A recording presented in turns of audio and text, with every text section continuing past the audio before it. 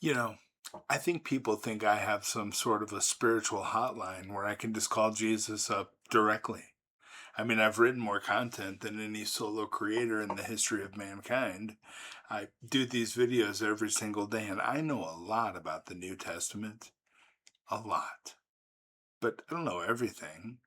But people, I believe, think that maybe I never know what it's like to not feel God. And that's not true. There are many days when I sit down and attempt to write a script so I can sit here and discuss topics with you, and I just don't feel God anymore. And sometimes the hardest place to be is not where you stop believing in God, it's where you still believe, really believe, but you can't feel much of anything anymore. You pray, but the words feel flat. You read a verse, but it does not hit your heart the way it used to. You still know God is real, but something inside you feels tired, distant, and hard to reach. And that can scare a person. It scares the heck out of me. Because when your heart feels numb, you start to ask questions that you normally wouldn't say aloud. Things like, am I drifting from God? Did I do something wrong? Is my faith getting weak? Why do other people seem moved by God while I'm just sitting here trying to feel something again? And I want to speak to that person today with a lot of care. Spiritual numbness does not always mean that you've lost your faith.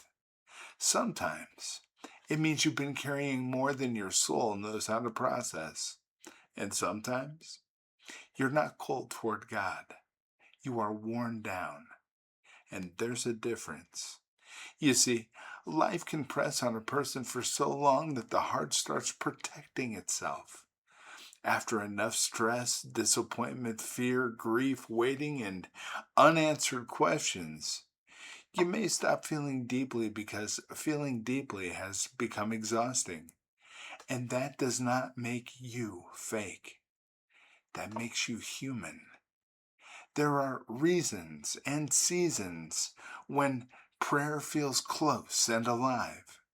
There are also reasons and seasons when prayer feels like sitting in silence with nothing impressive to say.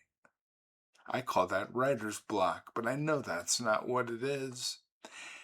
It's, I guess the best way to say it is, this is something I want you to hold on to, and I say this often. God is not only near when you feel Him. A quiet heart is not an abandoned heart. God is always with you. And that matters because many people confuse the feeling of God's presence with the fact of God's presence. You see, feelings are real, but they are not always reliable, and they are not prophecy. Some days, your emotions tell the truth clearly. Other days, they're crowded by pressure, lack of sleep, pain, anxiety, and just plain weariness.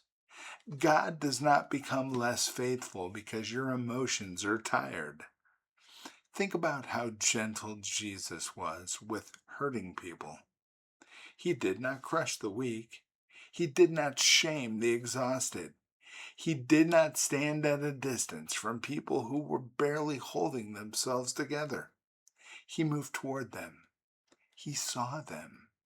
He spoke to them with truth. But he also treated their pain like it mattered.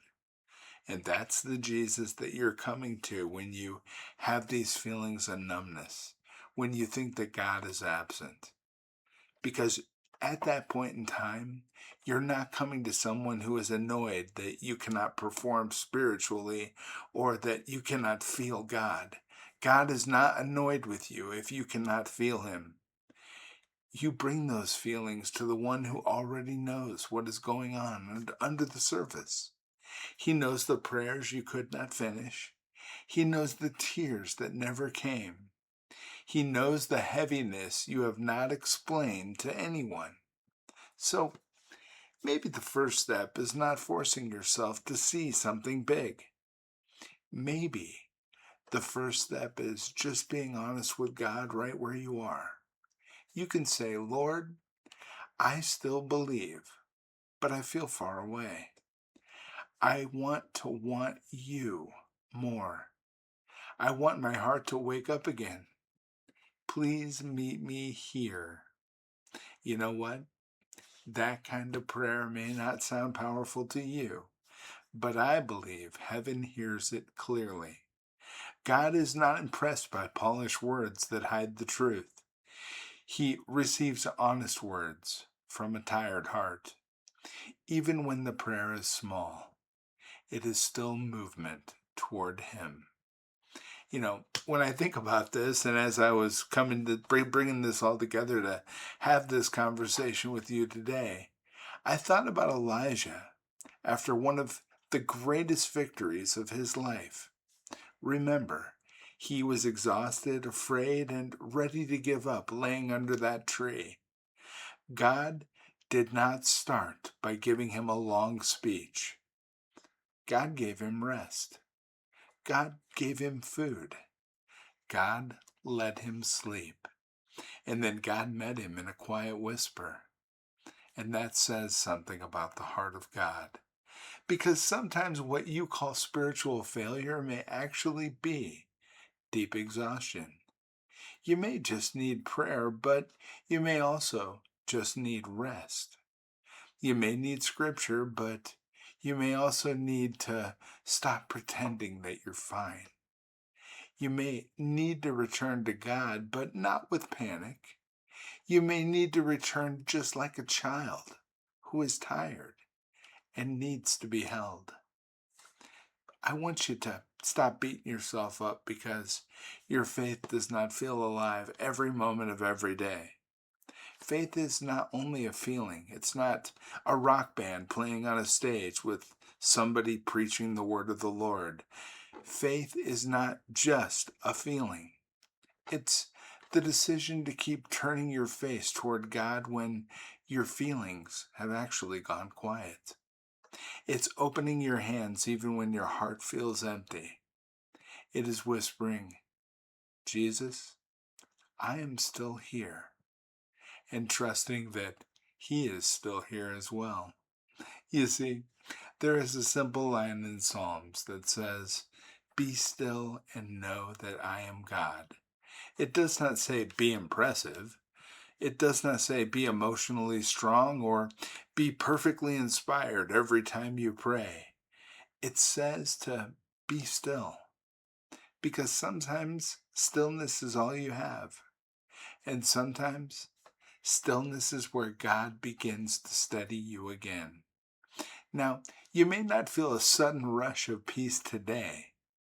You may not feel completely restored by the end of this video.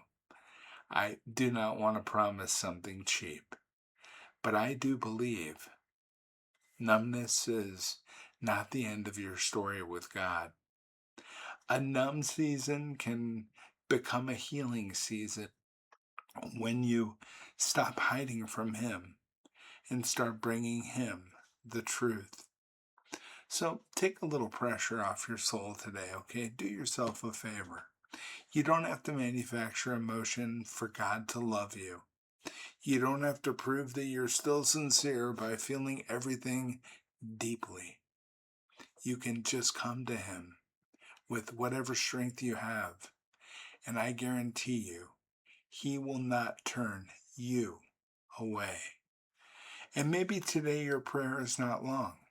Maybe it's something like, Jesus, help me come back to life inside. Now, that is enough for today. Stay close in the small ways.